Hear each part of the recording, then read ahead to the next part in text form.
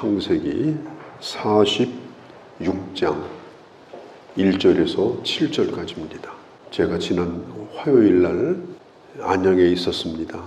안양 갈멜살 기도원이 있는데 오래된 기도원입니다. 한 40년 된 기도원이고 저희 선배 목사님이 세운 기도원입니다. 제가 깜짝 놀란 게 있었어요. 주차장이 꽉 차 있는 거예요. 차 댈 데가 없는 거예요. 그래서 내가 물어봤어요. 오늘 기도원에 무슨 날이냐 그랬더니 늘 그렇대요. 그래서 제가 잠시 차를 대고 서 있는 동안에도 계속해서 사람들이 기도원으로 올라오고 성전으로 들어가는 사람, 그 뒤에 산이 있는데 산에서 기도하는 사람. 저는 너무 감동받은 게 산에서 기도하는 소리가 들리는 거예요. 저는 정말 오랜만에 그런 기도 소리를 들었어요. 저도 내내 기도원에 머물다가 그날 내려왔습니다. 그 원장님을 만나서 이런저런 얘기를 하면서 우리 한국의 기도원이 지금 다 문 닫았어요. 기도원 지금 없습니다. 수백 개가 넘는 기도원이 죽어 있습니다. 기도하러 오는 사람이 없으면 기도원은 사실은 필요가 없는 거예요. 그래서 그 원장님하고 같이 기도하면서 정말 우리 한국교회가 또 우리 저와 같은 목회자가 또 우리 성도들이 언제든지 가까운 데 교회 와서 기도할 수 있지 않습니까? 이 집은 만민이 기도하는 집이라고 했습니다. 늘 교회를 드나들면서도 늘 교회 와서 일을 하면서도 진작 기도하는 사람이 없는 교회라면 그 교회가 무슨 필요가 있겠는가? 기도원만 문 닫아야 되나? 기도하는 사람이 없는 교회는 도대체 뭐냐? 그러면서 하나님 앞에 간절히 함께 기도했던 그런 시간을 보냈습니다. 정말 그렇습니다. 저도 예전에는 교회 중직자들은 새벽재단 지키는 사람들이었습니다. 그들을 바라보고 젊은이들이 따라서 기도를 하고 그들을 바라보고 교회 다음 세대가 자라났습니다. 저도 그렇게 배웠습니다. 제가 청년 때에 시골에 교회에 있었는데 새벽마다 깨어서 기도하는 몇 분의 집사님, 권사님이 계셨습니다. 지금은 다 천국에 가셨습니다. 그러나 저는 그들을 잃어버리지 않습니다. 왜냐? 매일마다 눈물로 추운데 새벽에 난로도 안 피웠어요. 날마다 눈물로 제단을 적시면서 기도했던 그 집사님들, 그 권사님들을 보면서 저도 기도를 배웠고 그리고 그 기도를 보면서 저도 신앙을 배웠습니다. 난 여러분들에게 정말 부탁합니다. 교회 일꾼이 뭐고 중직자가 뭡니까? 기도하는 사람입니다. 일하는 사람이 아닙니다. 그래서 기도로 교회를 지키고 기도로 다음 세대를 위하여 기도하고 그를 따라오는 자들이 무수히 늘어나면서 그 교회가 되는 것입니다. 어떻게 하든지 간에 우리는 하나님이 부르시는 그날까지 나는 기도로 제단을 지키리라. 그런 마음을 가지고 잠 좀 덜 자면 어떻습니까? 조금 일찍 자면 되잖아요. 30분만 일찍 자면 30분 일찍 일어나면 되잖아요. 그러면서 나이가 더 먹기 전에 이걸 우리 몸에 익혀서 하나님의 교회에 기도의 흔적을 남기는 여러분들이 되시기를 간절히 바랍니다. 저는 이 자리가 제 기도하는 자리입니다. 이 예배자석 자리가 우리 교회 짓고 나서 22년 동안 그 자리에서 기도했습니다. 그 자리를 보면은 시퍼렇게 두 줄이 나 있습니다. 저의 기도의 흔적입니다. 땀을 흘리며 기도하고 눈물을 흘리며 기도했던 흔적이 거기에 있습니다. 그냥 기도하다 보니까 그 자리가 그렇게 젖어서 물이 들어버렸네요. 아마 제가 여기 없을 때도 아마 그 자리는 남아있을 것 같아요. 누가 기억하건 말건 하나님이 거기서 드렸던 기도를 들으시고 저를 기억하시고 우리 교회를 저는 기억하리라고 저는 믿어요. 난 여러분들의 교회에 와서 여러분들이 기도의 자리가 있어야 되는 거예요. 그리고 그 자리를 적셔야 되는 거예요. 저도 그렇게 하고 싶고 그렇게 하려고 늘 생각을 하고 있습니다. 기도는 눈에 보이는 게 아니기 때문에 대단하다고 생각하지 않아요. 하나님은 기도하는 사람을 귀히 여깁니다. 기도를 사명으로 여기고 그리고 기도의 길을 걸어가는 난 여러분들이 되시기를 진심으로 바랍니다. 정말 아버지가 진심으로 하나님을 사랑하는 사람임을 보여주면 그 자식은 제가 보장합니다. 또 잘못되지 않습니다. 하나님을 진심으로 사랑하고 기도하는 아버지라면 그 자식은 어떤 경우에도 잘못되지 않습니다. 그걸 보았다면 그럴 일이 없습니다. 그게 중요한 겁니다. 그 진실한 신앙이 어려울 때도 화날 때도 힘들 때도 변함없이 지켰던 신앙이 그 자녀를 보장해 주시는 거예요. 그 모습 가운데 가장 큰 게 뭐냐? 기도하는 모습입니다. 어디가 있더라도 오늘도 우리 아버지 우리 어머니 새벽제단 지키고 나를 위해서 기도한다라고 하는 이 분명한 확신을 그 자녀가 갖는다면 그 자녀는 하나님이 지켜주십니다. 옳은 소리는 원래 애들이 안 듣게 되어 있습니다. 하나님의 사람으로 기도의 사람으로 살아가기를 바랍니다. 제가 왜 이것을 강조하는가 하면 잠시라도 이렇게 깨어있을 때 이런 생각을 여러분들이 가지고 시작을 하시면 되는 거예요. 2022년 이 감사특별 새벽기도회를 기념으로 삼고 시작을 해보세요. 기념비적인 날이 될 거예요. 여러분들에게. 하나님이 기회를 주실 때에 결심하고 시작하면 되는 거예요. 우리 교회 소망교회 원로 목사님이신 곽선희 목사님이 집회를 했습니다. 그 집회 끝나고 이제 가시는데 뭘 놓고 가셨어요. 보니까 그 목사님 물건인데 있는 거예요. 급히 연락을 드렸어요. 목사님 이거 놓고 가시면 안 되는 건데 어떻게 하면 좋을까요? 지금 청주 휴게소 쪽에 가고 계시다는 거예요. 그럼 목사님 거기 계세요. 제가 빨리 갈게요. 그리고 그 물건을 가지고 제가 청주 휴게소에 갔습니다. 차 한잔 마시고 좀 얘기를 나누는 가운데 목사님 이제 집회도 끝났고 그런데 개인적으로 저에게 하실 말씀 있으면 좀 해주세요. 개인적으로. 곽선희 목사님은 뭐 우리나라에서 100년 만에 한 번 나오는 설교자다. 소망교회를 세워서 출석 인원 4만 명이 넘는 교회를 세우신 분입니다. 저더러 그래요. 박 목사님. 저는 설교를 잘하라. 뭐 이런 얘기인 줄 알았어요. 그런데요. 아니에요. 새벽에 교회 나와서 새벽 기도할 때 제일 마지막에 일어나라. 그 얘기 말고 할 얘기 없어요? 그랬더니 없다. 그러시더라고요. 예전에 제가 그 교회 가본 적이 있거든요. 새벽 예배 때. 새벽 예배가 한 2,000명이 나옵니다. 매일마다 2,000명. 그 교회는 워낙 조용한 교회라서 조용히 왔다가 조용히 가는 거예요. 제가 그때도 큰 감동을 받았어요. 그렇게 해야 교회가 된다. 그냥 늦게 일어나라 그런 뜻은 아니겠죠.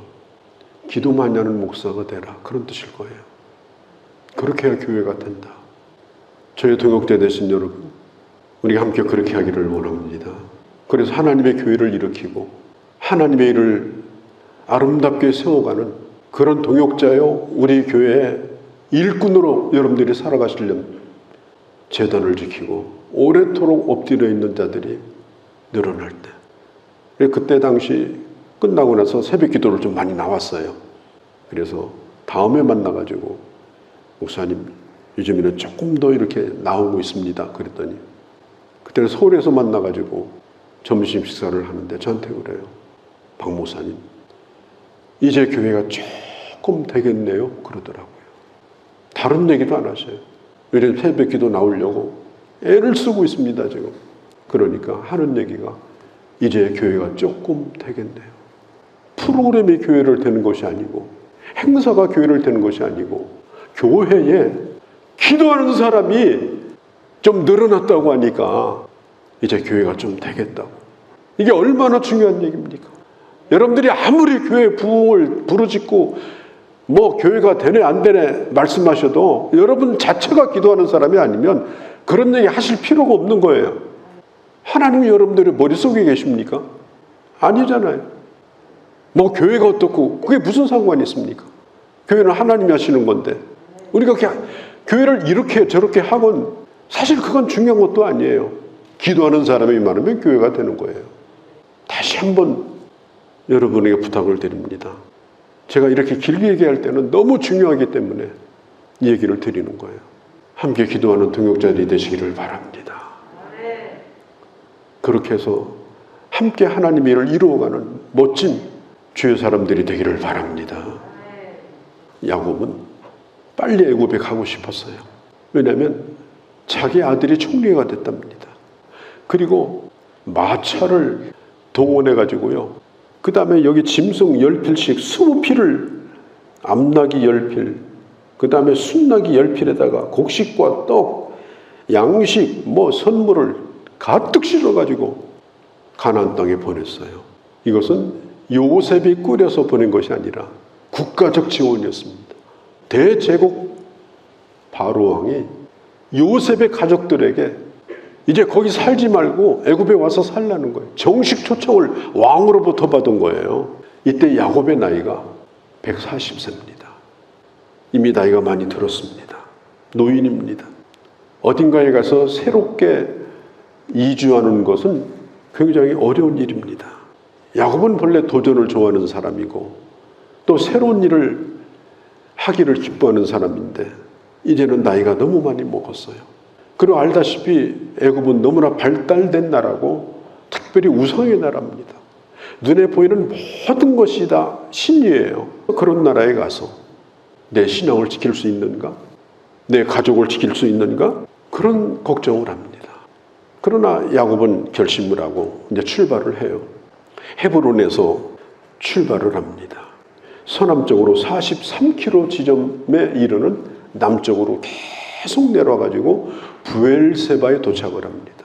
부엘세바가 어디냐? 그의 할아버지 아브람이 아비멜렉하고 죄악을 맺고 그때 그 언약의 나무로 에셀나무라는 나무를 심고 하나님 앞에 제단을 쌓은 곳이 부엘세바예요. 성경에 보면요, 이스라엘 나라 국토를 말할 때는 이렇게 말합니다. 단에서 부엘세바까지. 단은 이스라엘 최북단 지역입니다. 부엘세바는 이스라엘 최남단 지역입니다. 이제 부엘세바를 지나가면 거기는 애굽으로 가는 길입니다. 야곱은 거기서 또 한 번의 제단을 쌓습니다. 하나님 앞에 희생제물을 드리고 하나님 앞에 기도합니다. 기도가 무슨 기도인가 하면, 하나님, 이제 이 선만 넘으면 제가 애굽으로 가는 길이 되는데 하나님, 정말 이렇게 가는 것이 하나님 뜻입니까? 내가 기뻐하는 바로는, 내가 원하는 바로는 빨리 가서 내 아들, 사랑하는 아들 요셉을 만나고 싶은데 지금이라도 하나님이 가지 말라면 저는 가지 않겠습니다. 여러분, 인생이라고 하는 것은 내일을 몰라요. 세용지마라고 그러잖아요.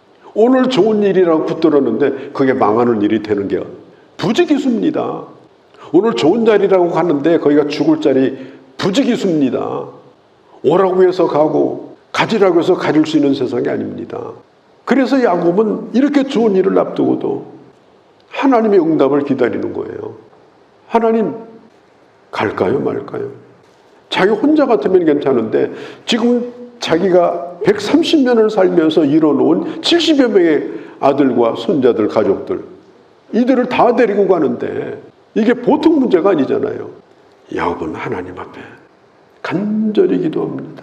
우리 인생에 중요한 문제들, 어려운 문제들, 결정할 문제들이 있을 때에 우리가 해야 될 가장 중요한 것은 바로 예배를 통하여 하나님의 응답을 기다리는 겁니다.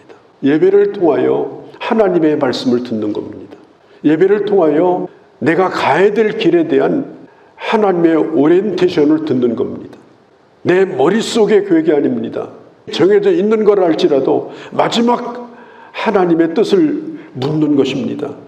천지만물을 창조하시고 하나님께서 보기에 좋았더라고 말씀하시고 그날을 안식일로 제정하셨습니다. 그래서 우리는 천지만물의 아름다움과 나의 나됨의 아름다움, 이것을 다시 한번 생각하고 하나님과 함께 기뻐하고 즐거워하고 그 은혜를 누리고, 그리고 또 한 주간 시작되는 새로운 한 주간을 하나님과 함께 또 시작하는 그 출발점이 바로 예배인 것입니다. 예배 없이 어떤 일을 시작한다, 예배 없이 어디를 간다, 예배 없이 어디 가서 놀고 앉아있다, 누가 보장합니까? 누가 지켜줍니까? 그것도 가족들 다 데리고 끌고 다니면서 그렇게 하면 그 집은 어떤 집이 되는 겁니까? 기가 막힌 얘기 아닙니까? 지금 육신의 생각으로는 빨리 가서 요셉을 끌어안고 얼굴을 보고 싶었어요. 그러나 하나님이 기뻐하지 않는다면 살아있다고 하니 잘됐다고 하니 하나님의 뜻에 맡기고자 한 거예요. 사실 야곱은요, 자기가 하고 싶으면 누가 말려도 하던 사람이에요. 자기에게 이로운 건 누가 말려도 갖고자 한 사람이에요. 그런데 그가 이제 이렇게 노년에 이르러서 많이 변화가 된 겁니다. 예전의 야곱이 아니에요. 여러분, 예배에는 응답이 있고 기도에는 응답이 있습니다. 하나님께서 드디어 야곱에게 응답하십니다. 야곱아 야곱아, 2번씩이나 부르셔요. 두려워 말라. 큰 민족을 이루게 할 것이다. 그리고 너는 편안히 네 사랑하는 자녀들 앞에서 눈을 감게 될 것이다. 그리고 아주 중요한 것은 큰 민족을 이루어 다시 이 땅에 돌아올 것이다. 내일도 모르는데 수십 년 일을 어떻게 합니까? 우리는 인생에 새로운 일들을 늘 겪습니다. 새로운 거주지를 찾아가고 새로운 사람을 만나고 새로운 일을 또 시작하고, 이런 가운데 우리에게 있어서 매우 중요한 건 뭐냐? 하나님 앞에 끊임없이 물으며 주님의 응답 가운데서 그 길을 걸어가는 것입니다. 오늘 성경에 보면 애굽으로 갔다, 이 말이 6절 7절에 지금 반복되고 있습니다. 애굽으로 갔다. 이제 결정을 하고 몇 년간 머물지도 몰라요. 어떤 방법으로 애굽을 나올지도 말씀하지 않았어요. 구체적인 건 없어요. 그러나 주님의 약속만 받은 거예요. 그 말씀만 믿고 작은 나무를 심고 큰 산과 숲을 볼 수 있는 믿음이에요.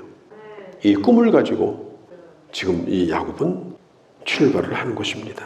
몇 명이 될지도 정확히 말씀하지 않았어요. 특별히 400년 그런 언급도 하지 않았습니다.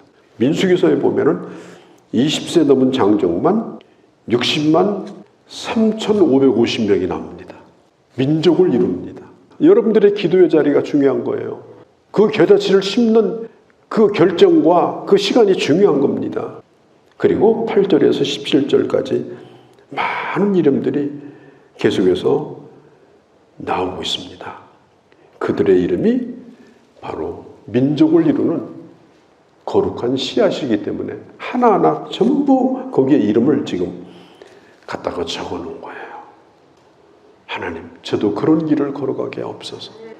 그리하여 믿음의 조상이 되게 하시고 내가 없는 이 세상에서도 내 후대가 하나님의 가문을 이루고 하나님의 역사를 이루는 일들을 꿈꾸면서 오늘 믿음으로 살아가는, 오늘 기도의 사람으로 살기로 결단하는 여러분 되시기를 주의 이름으로 축원합니다. 이 아침도 나와 기도하게 하시고 주의 말씀을 들었습니다.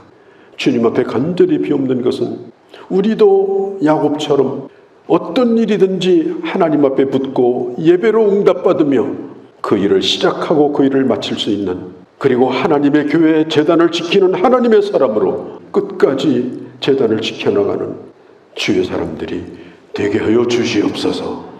이 아침도 드리는 기도 가운데 응답하시고 아버지 하나님여 주여 함께하여 주시옵소서. 우리 주 예수님의 이름으로 기도하옵나이다.